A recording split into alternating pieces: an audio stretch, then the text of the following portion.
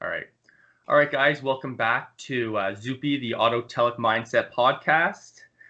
Joining me today is Mr. Nick Tritton. He is a two-time Olympian, 2008, 2012 Olympic Games, 2010 Pan Am champion, Grand Slam medalist, 10 world medals, three-time Canadian champion, father of five, and business owner and coach of Tritton Performance. Just want to welcome you on board here, Nick. Thank you for having me. And I always say this, and it's kind of, we went back and forth to try to pick a time, but being a business owner, I know it's hard to find the time to kind of fit in, but I'm glad we got to finally sit down and have a little chat here. Yeah, Wednesdays are definitely my best day. That's my only day off, so. There we go. It's nice you actually get a day off, if that, right? Yeah, for sure. So Nick's two-time Olympian, the sport of judo. So for those of you who have listened to my podcast, I had my first podcast was Cleta, my sister, who was Nick was a teammate of hers while they were on the judo circuit. So that's kind of my connection with him here. So yeah, let's just jump right into this and how judo, how you got started in judo, because it's not the most popular sport when you first kind of start talking to someone about it, although mixed martial arts in general is really starting to grow. But yeah, how'd you get into this sport of judo? And it's kind of, like back when we were growing up, back in the early 90s, my dad was like, "Oh, what kind of sports do you want to do? What would you like to do? Extracurricular activities?" And back then, it was all about karate. All right, we're gonna do karate. The Karate Kid. Chuck Norris, all this stuff. Jean-Claude Van Damme. Gonna do karate. And my dad was like, "No, you're not gonna do karate." And so that we had this very small community-centered judo club. We had like maybe 8 people in the class, and that's how I got started. It's a town of like 600 people, and I had a brown belt sensei as a coach. He just did it as a recreational program, very technical, or worked on a lot of terminology. That's why, like, when I was going for my black belt, helping out other teammates, they're like, "How do you know all this stuff?" I'm like, I don't know. I was taught that's how classes were. You sat down with a pen and pencil. It wasn't the traditional judo class where you go in right away and do warm-ups. You sat down like you were in a classroom. And so, yeah, that's pretty much how I got started. And then it just kind of grew from there to other sports, and then narrowed back down to judo at the end of the day. How old were you when you started? I was 10. So, I mean, back then, 10 years old was a normal age to start. I mean, nowadays you see kids starting as younger and younger in every sport. But yeah, I started when I was 10. Then by the time I was about 11 or 12, my dad bought some Neil Adams judo tapes with, the 1995 World Championships, the 101 Ippons. And I told my dad at that time, I was like, I'm going to be on one of these videos one day. Nice. And that's when it was. It was basically a mindset from an early age. And I'm finding that with especially the Olympian athletes, how earlier on you guys, whether you know it or not, that kind of having that vision or that goal to, one day compete at the Olympic level. It's an ongoing trend, it seems like, with the Olympians. Yeah, I think everybody has to have that like unrealistic goal, which is like you're 10 years old and you're like, I'm going to win the Stanley Cup, or, I'm going to be an Olympic champion. Well, it's not realistic because you're 10 years old, but it's a good goal to work your way to. And I think those kids that have those goals at an early age are, generally speaking, the ones that will push through the hard times to make that goal happen. For sure. So before we get into the Olympic stuff, just so you're about 10 years old, and then you said you played other sports. I know following your channel, I think you said looked like wrestling was big too. So I'm imagining you did that through high school. Yeah. Well, I started when I was 10. I kind of started doing baseball, judo, Then most of my friends moved over to soccer, so my summer sport was soccer. At the same time, my dad was working late hours because he owned his own business, and there was a swim team program that was attached to our school. So it almost acted like a babysitter, almost like an after-school program. So I went straight to swimming after school, swam for 7 years with them. And then only when I was 15 or 16, did I stop swimming to just focus on judo and wrestling because I just felt that it was too much, too many activities to like really perform at my best for those. Yeah, and kind of I've noticed too, you come to a point in an age where you have to pick a sport. Is the case, especially if you want to kind of take to the next level. I find eventually you have to hone in on one, like you were saying. For you, was that an easy transition, or did you have to kind of think about? No, I mean, I knew right away, like, I didn't like swimming. Like, I just did it because it was I went to nationals and provincials and stuff like that, but I never placed. I was never somebody that was going to be a good swimmer. Actually, it's funny because I grew up with one of my best friends and we went to the Olympics together out of Perth, and he was on the swim team. And we always used to talk about that. He's like, "So when are you quitting swimming?" I'm like, "It's going to come soon." Yeah. Because you need to choose a sport eventually. I think nowadays it's weird because every sport seems to be almost year round now, Yeah. or there's a possibility of a year round sport where I think when I was growing up, we had more seasons. So you could play multiple sports. Like you could go from hockey to lacrosse back to, strength and conditioning and back to your hockey season. In judo, we had the summer off. We had, a month at Christmas. So, we would play soccer and baseball. Nowadays, I run my club, 24/7, and the kids that take off the time to go and play a summer sport, they come back in September, and those 2 months, normally they quit. That's the thing. They come back and they start getting beat up by kids that they were beating up before the summer, and they're like, holy smokes, like, right now I'm getting killed and I was beating this kid 2 months ago. Then they end up stopping. So I really try and encourage people to play other sports, but I tell them, like, come to judo at least once a week, guys, because you're not going to like coming back in September. Oh, I like it.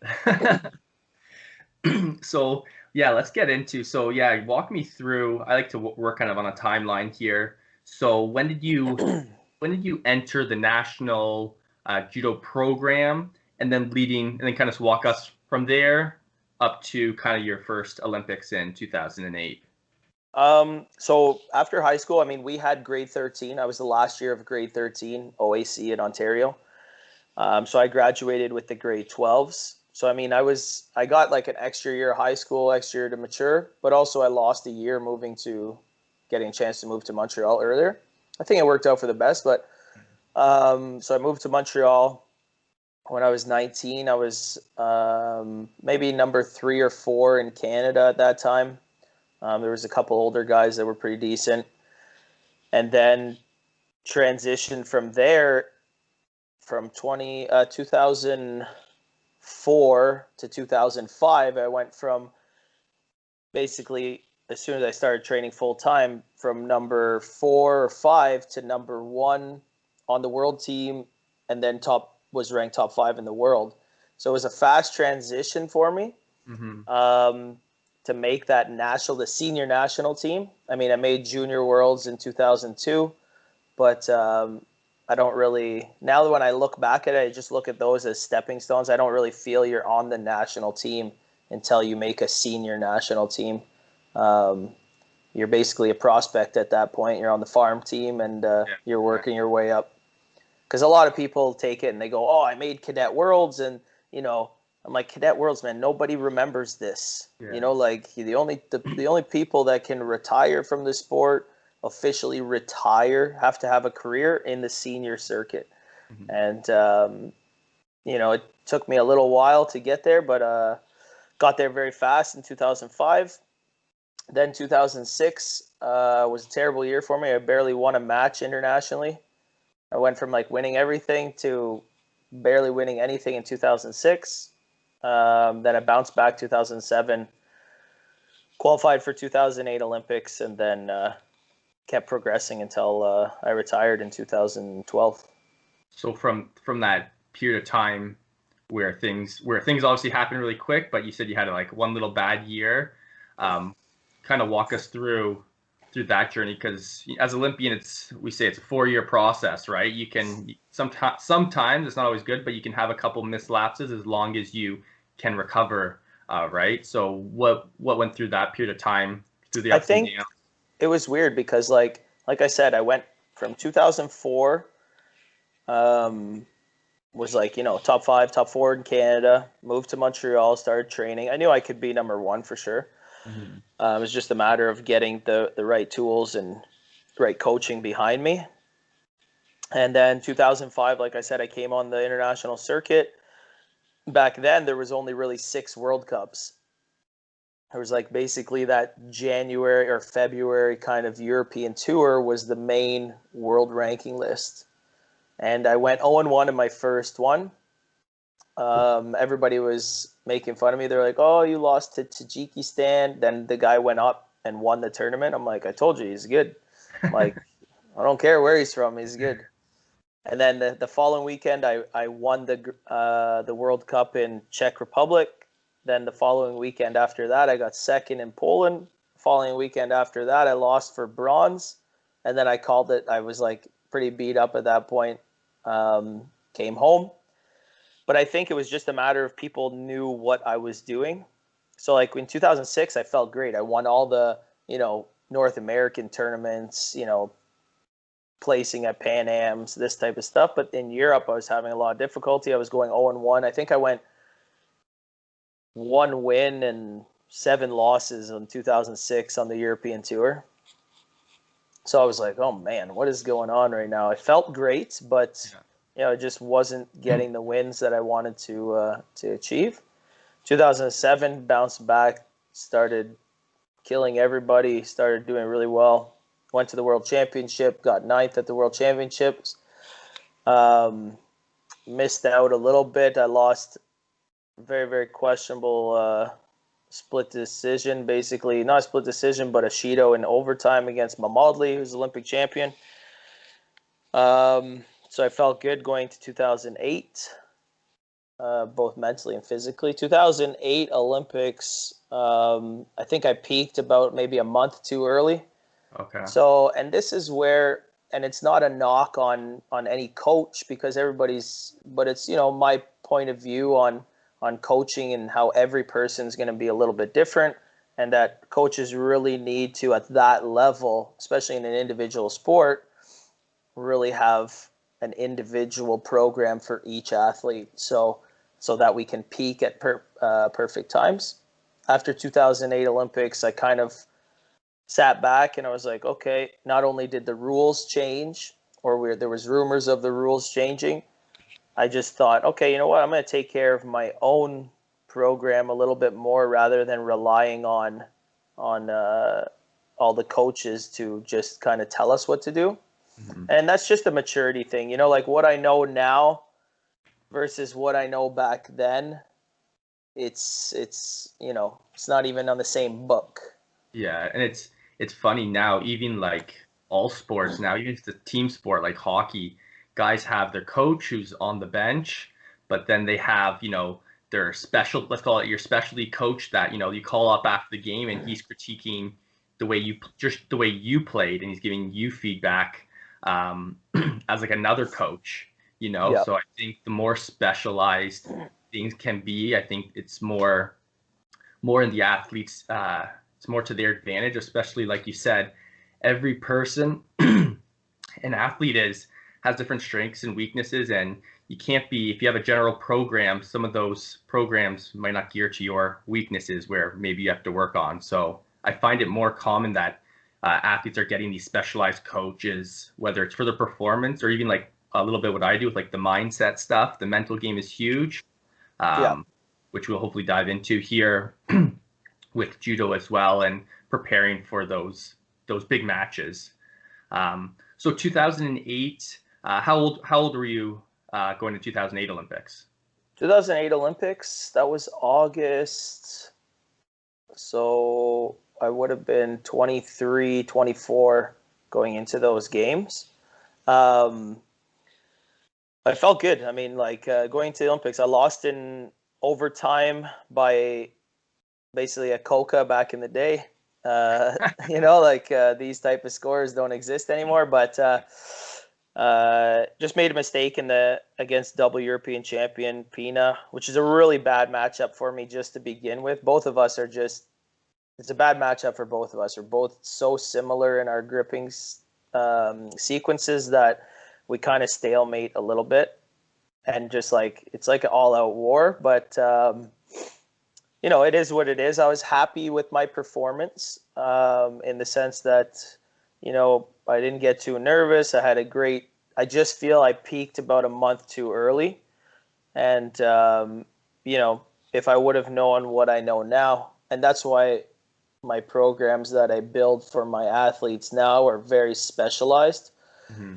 And it's not to knock, any coaching staff back then. Back then, we didn't have really that many coaches, like now, Judo Canada has, 5, 6, 7 coaches on the mats, but I still don't think that they make individual programs good enough yet. And, that's my opinion, but I feel they can still improve a lot on the individual basis. There's no reason why a 48-kilo girl that is 20 years old should be doing the same program as a 36-year-old guy that's 100 kilos that is in his retirement phase. They can't be doing the same workload on the mat. Their bodies can't handle it. The younger one needs to be putting in crazy amount of mat time. The older one, he's not getting any better on the mat. He needs to preserve his body and focus in the gym, getting stronger, doing judo maybe 3-4 times a week max. And, that's all he needs. He doesn't need anything else. The other one's still growing, still learning. They shouldn't be on the same program. You can't have a recipe for success like that. For sure. So it actually, it's like to hear like 2008 having the confidence you had going in, usually is sometimes not normally the case, because usually the first one, a lot of the athletes go in and you're just trying to get experience, but kind of going with the confidence you went in with seems pretty, not necessarily rare, but I'm surprised just because it's your first one. But like you're kind of explaining here, your first one, you've gotten the feedback, and you're going to hone in on kind of specializing on what kind of you need as a training thing. So taking that into 2012, how did your 2012 kind of season from 2008 to 2012 kind of take us through that, and explain kind of what you're talking about, the idea of peaking too early and what that means, and how you trained those 4 years so you didn't peak too early, just for the viewers to understand what exactly you're talking about. So we'll just talk about the peak performance aspects. We were at a training camp in Spain, in Casa de Fels, right, maybe a couple months before the Olympics.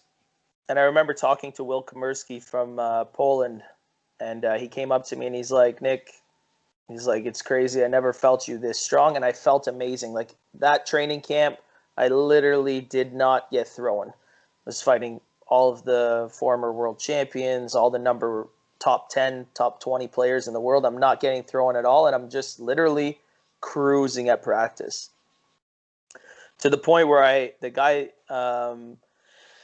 that won the Olympics in 2008, Mamaldli, like I broke him at training. Like he was furious. He's like, again, we go again. I'm like, all right, and I felt good, but like I didn't know. I was kind of naive. I didn't know at that age. I'm like, oh, I'm just going to keep pushing. But I think like from a coaching standpoint, they should have been like, oh, okay. He's starting to look extremely comfortable, extremely good. His weight is good. Let's pull him back. Let's take him off the mat for a little bit and just pump the brakes so that we can slow down that peak performance. And it's a tricky thing, right? Because you could slow it down and then feel sluggish afterwards. Yeah. But these are all things that as a coach and a coaching team, coaching staff should be aware of in individual sports, more so than a team sport because, the rest of your team can pick you up if you have a bad game. Whereas like you have a bad day in judo, you're out. Yeah. Going into 2012, 2009, 2010, like I was just killing everybody. Felt great placing at like majority of the tournaments, winning percentage, up in the high 70s, which is huge for judo. That might not be, you got to look at judo like a baseball kind of.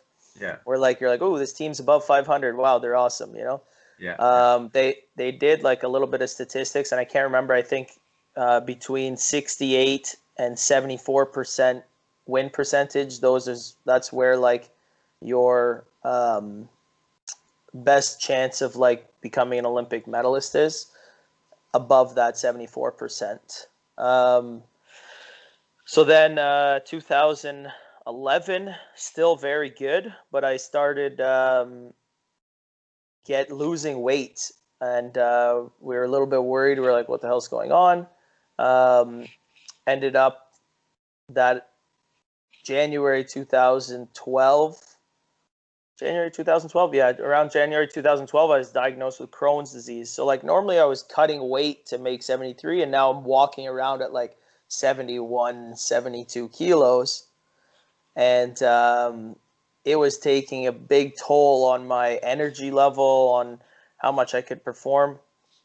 I was feeling terrible. Went to Paris training camp, or actually no, yeah, training camp. And guy did like a small movement, and I herniated 2 discs in my back. So I was like, okay, this is a little bit weird. We still didn't know, but as soon as I started talking with a specialist, I guess I was tested for Crohn's because I thought I either had Crohn's or cancer in January. Mm-hmm. And then I didn't get those tests back till I got back from Europe. And the doctor was like, you have like 0 iron in your body. You're taking in 0 nutrients. He's like, I don't even know how you're not sleeping, 20 hours a day, let alone training.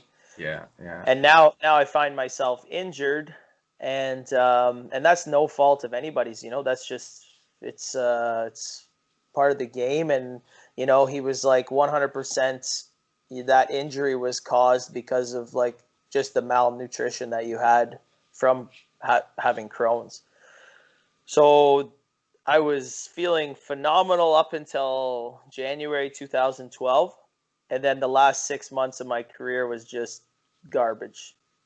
Just garbage. I couldn't compete, really. I didn't fight. Like, we hosted Pan American Championships that year. I didn't fight. I went and did British Open before 2012 Olympics, before heading there. And, my confidence level was still, okay, I've beaten all these guys. I can still beat them. But my body wasn't cooperating as well as I wanted to.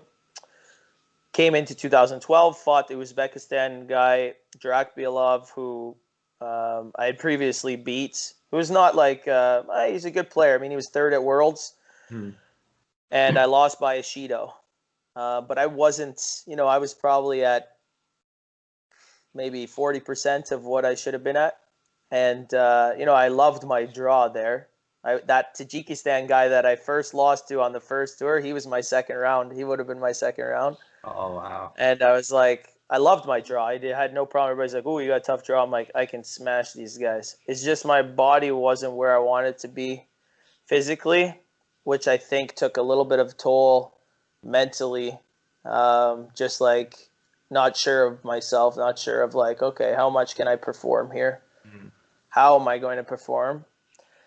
And that's sport. That's why, like when I watch the Olympics or, mostly the Olympics, you can get so emotional just watching the Olympics for both the people that lose and both the people that win, because that person that lost wanted to win so bad, Yeah.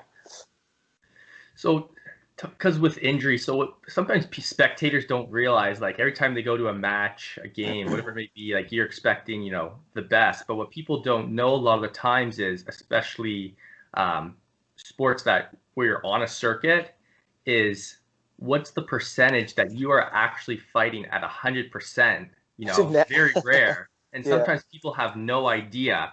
You know, for me, if I watch some of your clips back in 2008 onward, I would have had no idea what you were going through. Just assuming you were in tip-top shape because you're an Olympian. Um, so through your sport, like I want to kind of talk about, because you kind of referred to like confidence, with regards to being injured or just knowing yourself when you're at your best and when you're maybe self-doubting yourself, um, going into matches, especially like you said, if you have one bad day, like it's over, right? So to ride that wave, trying to keep it on, not too high, not too low, but keeping yourself steady throughout the day. What was kind of your process, and what was kind of your mindset when you were really confident versus, when you were a bit doubting yourself a little bit based on your health? I mean, I had a sports psychologist that kept me kind of, I guess, in tune or just touched up. I talk to him, at least once a week, go for breakfast, what's wrong, and he taught me how to kind of like just stay focused on like the present, like when the plane takes off, everything that you have behind, your bills, relationship problems, anything like that, you got to leave that behind and you got to stay focused. So basically I always used to, once I got to the airport, I'm in my game zone, like people would come to Europe, especially, and I call them the tourists of the team. They'd get there and we're 2 days out of the competition and they're like, yeah, I'm going to go explore Paris. Coming? And I was like, no, I'm good. I'm going to hang out. I think you got to be locked in from the time you get to the tournament hotel till the time the tournament's finished. Judo is such a tough sport. I mean, I've played every sport. Judo has to be one of the toughest sports and toughest circuits, especially nowadays with the amount of competitions that they're doing. How do you choose what tournaments you're going to do? How do you choose when you're going to peak? Some of the tournaments you go into just saying like, hey, I'm just fighting this tournament. Whatever happens, happens. Mm-hmm. I'm not here to perform, which is hard on an athlete. You went 0-1, your coach is like, yeah, it's okay. That's just part of the process. Well, no, I don't like losing. It's not part of the process, but you just got to trust it. And I don't know. It's tough to stay focused. I'm somebody that likes to keep the same thing all the time. I don't know if it's superstition or a mental game, but I always have the same routine when I go to a tournament. By the time I get in the hotel room, your sister and her roommates, their clothes are on the ceiling all over their room. I'm like somebody that needs to be just everything's perfect, everything's organized, everything to my water bottles being put out the day before, my accreditation, the clothes that I'm going to wear, everything has to be the same every time. So I just for like people listening, for what you're saying. So, and just correct me if I'm wrong here a little bit, but so what Nick is saying, when a judo athlete goes to a tournament, you arrive how many days before the event? Sometimes only 2 days before, and we're over in Europe, so a lot of jet lag. A lot of jet lag, 2 days, but what's the most days you could be there ahead of time? Oh, it can be there a week and a half before. Yeah. So 2 days, a week before. So like I said, just for the viewers here, if he's 2 days, a week before, he's already in the prepping to get himself into the zone. Where some sports is, I'll talk to some of my athletes like, it's as soon as you walk into the arena, but this just puts in things to perspective. You're prepping yourself mentally 2 days, 5 days before the actual competition. So I just want to put that in perspective for some athletes, how important it is to get yourself into the mindset and going through that routine, so that when that day comes, you're prepped. Because if you go in and you're not fully present, like you're saying, that those couple hours that day can throw everything off, right? Like you're saying, you want everything to be neat and tidy, so it keeps on your schedule and your regimen. One little thing can throw somebody off. Yeah, 100%. Like let's say I was going to, and I used to actually talk to Nico about this because I was underperforming at the first tournament in Paris every year. And they're like, I remember the one year we got there, like Thursday afternoon, by the time we checked in, we got to get all our stuff, train Friday, cut weight, weigh in Saturday at 6 a.m. and compete. And I told Nico and them, I'm like, guys, this is like, there's no way. They were getting pissed off at us for not performing. I said, why is it that in Paris the entire team is terrible, and then by the time Germany comes around 2 weeks later, we're unstoppable. We're all placing. We're all winning matches. I'm like, it's jet lag, guys. I'm like, so I went by myself the year after, and I stayed at a hostel. Basically, I left the Monday. I leave the Sunday. I think I got there like Monday morning, and I hung out all week just by myself prepping. Went to the INS, the training center there, and did my own practices, made sure I was running, just stayed focused. And that ended up being my best year that I performed at that tournament. And it's just, like, it makes sense, right? You have to get there a certain amount of time before, let your body adjust to the time, and just stay focused. 100%. Yeah, I totally agree. And, like you said, having a good coach, hopefully they can pick up on some of those things. It's not always the case, but hindsight 2020, or sometimes you have to listen to your athlete, right? Kind of put the ego aside, listen to the athlete, and take some of that feedback. Well, they were looking at it as too expensive. It's too expensive to this, but if you're going to be professional and I didn't mind spending my own money to, what it cost me 15 euros a night or something to stay at the hostel. Is that too much for you? Like, you want a result or not a result? So like, I definitely think that Judo Canada is about 100 times better situated, both with their national training center and coaches now than when we first started. Yeah. But I think there's still room to improve, both on the mental side and preparation side, for sure.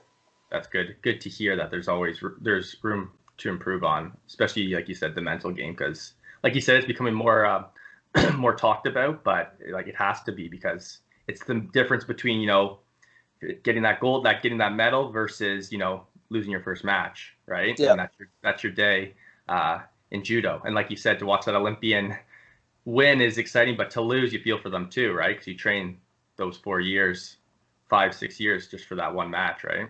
Yep, 100%. So I kind of want to get it. So I have my thing with what I do is the balance. I always talk about the balance board, personal relationships, career, health and wellness, personal development. And as an athlete, very career driven, and we'll call that your sport, your case judo, the whole saying, eat, sleep, and train, which is, I'm sure very, very well. Yeah. But now coming to that decision, like you said, 2012 was your last Olympics. To, as they say, hang up the coat or hang up the jersey and kind of go into retirement I'm sure, is not an easy decision, especially when you've known for the last couple of years is eat, sleep, and train has been your lifestyle. How do you make that decision, and how did you kind of come across and say this was my last one? That was a tough decision for sure. I mean, there was a couple variables that made that decision 100% sure. One was just the lack of funding from Judo Canada, and when I retired, I was and I had already been injured for 6 months. I was still in the top 10 in the world, in the world rankings, and I felt that I was not done yet. I had a lot of judo left. I had a lot of big results left, and it was tough. But the ultimate deciding factor was I was going through a separation with the mother of my kids, and I just wanted to be there for my kids. How judo is. We're traveling, 6 months a year, and I didn't want to be one of those those dads that wasn't present in the upbringing of their kids. So that was the real deciding factor of just, okay, you know what? Like, I need to be here. It's not my time to be selfish anymore, Yeah. as many athletes have to be. Mm-hmm. And a lot of people don't understand that when, boyfriends or girlfriends or whatever, hey, let's skip practice tonight and go to dinner. Yeah. You know what? I can't. I got to be selfish tonight. And a lot of relationships get broken up over that stuff. Yeah. And I looked at, my kids and I was like, all right, this is an easy decision to make to not be selfish, and just hung it up and went from there. I had no idea what I was going to do because I had no plan set in place. I had zero. I didn't think I was retiring, right? Like I didn't. I was like, oh yeah, I'm going another 4, which I very well could have. Yeah. But it was just kind of like, okay, that's it. Yeah, it's interesting to hear because on the balance board, like the one category I have is personal relationships, and as you grow as an athlete, even during your journey, you always got to be tweaking that board. Whether it's the mindset, you gotta tweak a little bit here. Whether it's other relationships, maybe like you said, you're going out too much when you should be spending a little more time training, and just tweaking it here and there in order so you can perform your best, and making that call that you did based on a relationship thing with regards to your kids just goes to show you how you had to rejig your board and find new meaning and purpose to what you're doing, and it was through relationships with others. So it's I like to kind of show people how you have to alter things in order to be performing your best. And sure enough, like you said, you didn't know where you were going, but you've now created Tritton Performance, which I'll kind of let you explain to the audience what exactly that is and what you do with that. So actually, I didn't start off right away when I retired starting that. Like we're in our 5th year right now, so I'm 36. So I started that when I was, I guess, about 30, 31 years old. So that was 3 years of figuring out what I want to do. All right. So I'm an avid poker player, so I actually played poker for a living for about 18 months, a year to 18 months. That's all I was doing. Wow. Play poker. I mean, it paid all the bills. It did its thing. Yeah. I mean, it's not the most, but I think I had no clue what I wanted to do for a living. Absolutely no clue. I knew I wanted to coach in some degree. And then my dad, who owns a construction company, was like, hey, Nick, I need another person for this big project that we have going on in Ottawa. The pay was extremely good. So I was like, okay, I'll go with him. I'll be able to save up some money and potentially start the gym. About a year went by. Saved up a little bit, and I got an offer in Montreal to coach at a gym. So I took that up. Ended up not really agreeing with the way things were going there, and just started my own thing. I was like, I'm leaving, and started. That's how Tritton Performance came about. So basically, we're not necessarily only training high performance athletes. We're training everybody from kinder judo, which is like 3 to 5 years old, to youth judo, which is like 6 to 12. And then we have the adult judo program. We started a wrestling program 2 years ago as well. We have a Muay Thai program because everybody wants to do Muay Thai, and it's just another revenue source for the gym. And then we have our personal training aspect, which is just private one-on-one or small groups. And I've trained a couple high-performance athletes, but generally speaking, we're only training your everyday person. Yeah. No, that's awesome. And the question I've been dying to ask you here because, like I said, I follow your social post, and your kids are quite the athletes. You know, Yeah. you have them going. So when your kids are competing, how is that for you? Because you're wearing two hats. You got the dad hat and the coaching hat. You have to separate them. Do they come together? How does that? How do you manage that? They all have their own kind of mental approach. Our son here, he is game. He's already saying like, I'm going to be Olympic champion. I want to be go to the Olympics. He's 9, so he's the easiest to coach. Just naturally, he understands everything. So there's one boy and 4 girls. He's basically the smallest though out of everybody. So he understands judo very very easily and very easy to coach. Um, the other ones, I would say the most stubborn one is the oldest one, Emma.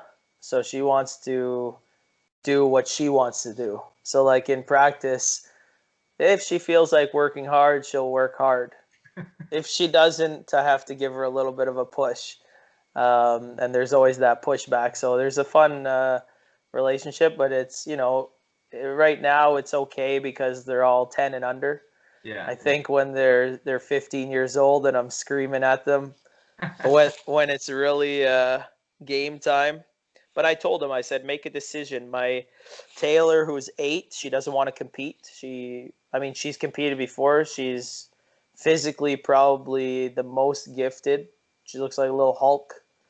And she doesn't want to compete, but she's 8. So it doesn't really matter, I'm not going to be one of those parents that, no, you got to compete. Yeah. My goal was for her was a different approach and just saying like, okay, well, let's make a goal to get your black belt. Never mind competing. Yeah. And then if you feel like competing later on, you let me know. But yeah, you have to definitely balance that. But I think it's going to be worse when they're older. Definitely. So through like you said, you've gained a lot of experience, especially if you talked a lot about coaching, the coaches you had and things you did that you saw from them, and then knowing yourself as an individual through Tritton Performance. What's your philosophy that you preach to your athletes? And like you said, you have all the way from the kinder age group all the way up to adults, and then different levels. So what's your kind of your message that and philosophy that you preach in your at your center there? For the kinder judo guys, there's no philosophy or any mental approach aspects. Just show up, have some fun, play some games, roll around the mat. When they get to about 6, 7, we start putting them in little situations where like they get a little bit more physical in terms of like contact on the mat. And then by the time they're about 8 to 12, we really just start implementing good habits. That's all the way from the mental aspect to the technical aspect. If you look at my team, my competitive team versus basically any competition team under 12 in Quebec, I tell you, I'll bet my life that we have better judo than any of them. And they're very calm when they fight. Why? Because we put them in situations at training for them to kind of feel comfortable. For the older ones, the mindset is we don't care how talented you are. We really don't. You can come and see me at 13 years old, but I'll still be able to work with you if you are dedicated. We have a girl on our team. She started last August, but then we had the coronavirus break. So she's been training for about 8 months. And I'm pretty sure she's going to be provincial medalist next year in a very highly contested division at 57 kilos. And, she started 8 months ago. Would she have been this good if she went to another club? 100% not. I'm fully invested if they're fully invested. So I don't really care if they're talented as long as they show up and work hard. we'll get the results we need. Because talent. They've said it. Everybody said it a million times. Is extremely overrated. So just off of what you're kind of saying there with regards to hard work versus talent, um, you know, especially at a young age, if you can hone in to, committing to the process that is put in place. But like you're saying earlier, that a lot of people have specialized coaches or they're doing this all year round. The importance of hard work, because like the talent, people, if they don't have the talent, they can catch up with the talent. Yeah. Versus, like you said, the hard work. So the importance, especially now in these days, to have people committed to that. And I kind of want to draw into this next question with regards to, especially I see it all the time where kids, they're, 14, 15, 16, where they're about to make the next jump, whether it's, semi-pro, pro, whatever that next jump is. But they go in thinking like, I'm so good, I'm the top here, but put me in the next stage. These kids tend to fall off because they don't know what that next level truly means. And you probably hear it in judo all the time. Like you come out of, Quebec or Toronto, I'm the number one, or even Canada, but then go to that senior level and all of a sudden you're facing a whole group of people who are training, I always say, is hard, as hard, if not harder than you are. And now you're right back at the bottom. It's tough. Everybody goes through lulls in their training, like where you're just, for whatever reason, you're not trying to slack off at training, but you're in that coast mode where you're not really putting 100%. And I think that goes back to the coaches. I used to get mad because at the National Training Center, when I was at my peak, I didn't really have people that gave me a tough match. So I would tell Nico to scream at me like, hey, like, get your ass in gear, like, start attacking. Throw this guy 40 times in the 5 minutes if you have to. Make sure you're exhausted at the end of that round. And I think it's just a matter of staying focused, but also having that good back, like coaches, like good support system.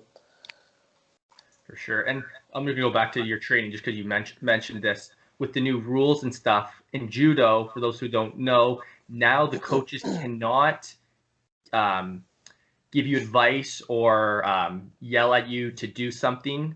They can only talk to you when everything stopped, right? Yeah, exactly. And you being a coach, is that what is that good or bad? What do you think of that? Because you obviously want to be talking to your athlete, right?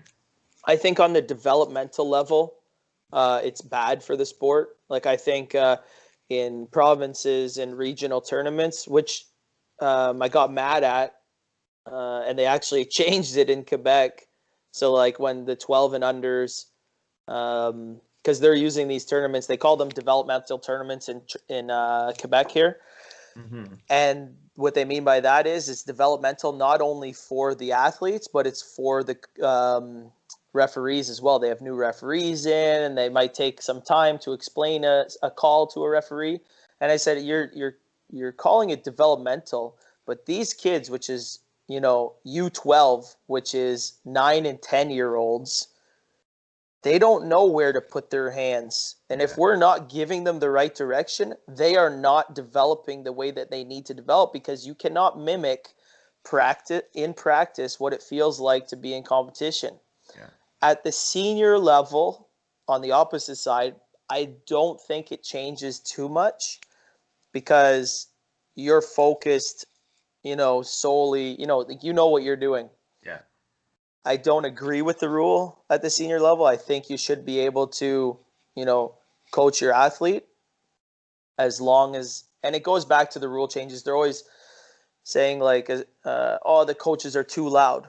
Okay, well then give them a red card and tell them to leave if they're too loud. Yeah. If a coach is just coaching normally, he should be fine to coach. But you see wrestling coaches go crazy on the side of the mat. They'll jump right on the mat, Yeah. Whereas, there are a couple judo coaches that are known to get a little wild, but generally speaking, at the lower level tournaments, when a coach gets agitated or aggravated, it's normally because he's right. Normally because he's seen something, and in our sport, when those referees, they're wearing their little suits, they feel like they're entitled to make whatever call they want to make. Yeah, Which sure. I don't think it's developmental, and I don't think it's good for the sport. Mm-hmm. Well, Nick, I've really enjoyed chatting with you, and I like from your perspective, you've really brought out the meaning of being an athlete, but also the importance of coaching your athlete, and really honing in on the individual themselves in order to make them better. But I mean, for the viewers out there, if you guys are looking, yes, to be an athlete, but if you're looking to coach, that's another little sport in itself. You know what I mean? It's a craft that you got to really, practice to become good at. And as well as just kind of what you've been telling us here, communication with your athletes. And just because your athletes, you're coaching them doesn't mean they don't have the knowledge or feedback that you can take from them and learn from them as well. So 100%. I really like the your approach with your coaching and that you have going on with your athletes.